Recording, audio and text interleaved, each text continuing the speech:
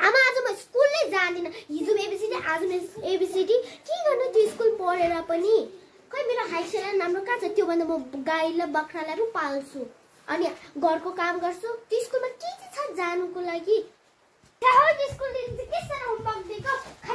खाली पढ्नु त्यही माथि आमा खोइ दिदी म गएको दिदीसँग घाँस काट्नु त्यो भन्दा यो पढेर चाहिँ के चाहिँ पाउने पनि हो खाली त्यस्तो बुकहरू एबिसिडी हिजो पनि एबिसिडी आमा अब हामी स्कुल जान्दिन त्यो भन्दा हामी घाँसलाई दौरा काट्नु गएको जाउँ पनि जाउँ सङ रिपमिट यहाँ छ तिमार हजुर आमा किन बोलाउनु भएको हामी घाँस काट्नु जानु आँटेको तिमार चाहिँ के गफ गर्दैछ दुईजना दिदी बहिनी चाहिँ के गफ गर्दैछ अहिले हेर्न तिमीहरू कहाँ कुना यहाँ अलिक छेउमा आइज तिमीहरू नपढ्ने हो तिमीहरूलाई पढ्नु मन छैन एकछिन नबोल यहाँ तिमीहरूको आमालाई देखेको छस् तिमीहरू दुईजनाको आमा म छ नि म पढेको भए नि मेडम हुन्थे के हुन्थ्यो मेडम हुन्थे तर अहिले के भइरहेको छ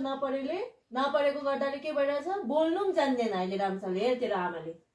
तिमीहरूको गोठाला घरको गोठाला गाई गोठाला कसले पनि पत्याउँदैन तेरो आमालाई पत्याउँछ पढेको त छैन एउटा शब्द पनि जान्दैन तिमीहरूको आमा पढेको भए त्यो के भन्छ नेपाली इङ्ग्लिसबाट भन्छ नि चेयर के भन्छ तिमीले त जानेको होला त हौ बस्छ नि त्यहाँनिर पनि बसेर म त्यस्तो फिन घुम्छ नि तिमीहरूकोमा म अफिसमा जाँदाखेरि बसेको हुन्छ नि हौ त्यहाँनिर बसेर फिन घुमेर यो काम गर्नुहोस् न त्यो काम गर्नुहोस् न नमस्कार भनेर भन्थे नि नमस्कार है भन्ने अरूहरूले मलाई नमस्कार भन्ने हुन्थ्यो होला नि तेरो आमा पढेन त अन्त तिमीहरूको आमा जस्तो हुने के हुने तिमीहरूको आमा के छ अरे अहिले तिमीहरूको हेर यो यत्रो लुगा तिमीहरूको बिहानदेखिको सब कुछ काम गरिदिएर गाई दुहेर सब कुछ घाँस सब काटेर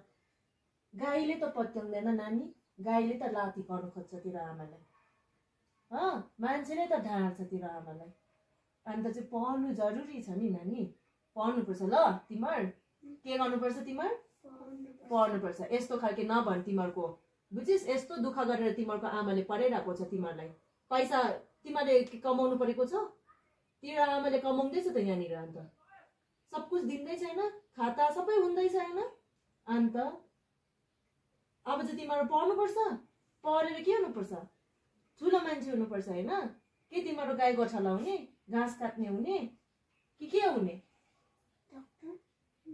अनि डक्टर हुने मान्छे चाहिँ यसरी घाँस काट्नु जान्छ नपढेर घरिघरि पढ्नु पर्यो नि बहिनी घरिघरि एउटै कुरा सिक्नु पर्यो नि राम्रो मान्छे हुनुको लागि के गर्नु पर्यो घरिघरि एउटै कुरा सिक्नुपर्छ बुझ्यो तिमीहरूको आमा जस्तो यहाँनिर नहुनु तिमीहरूको आमाले दुःख गरेर तिमीलाई पढाउँदैछ तिमीहरू पढ्यो भने मलाई खुसी लाग्छ बुझ्यो कि सुसङ बुझ्यो दिदी सुसङलाई उयो गर्नु रिपमिट के भएको तिमी पनि नजाने ऊ पनि नजाने हैन आमा त्यस्तो हैन के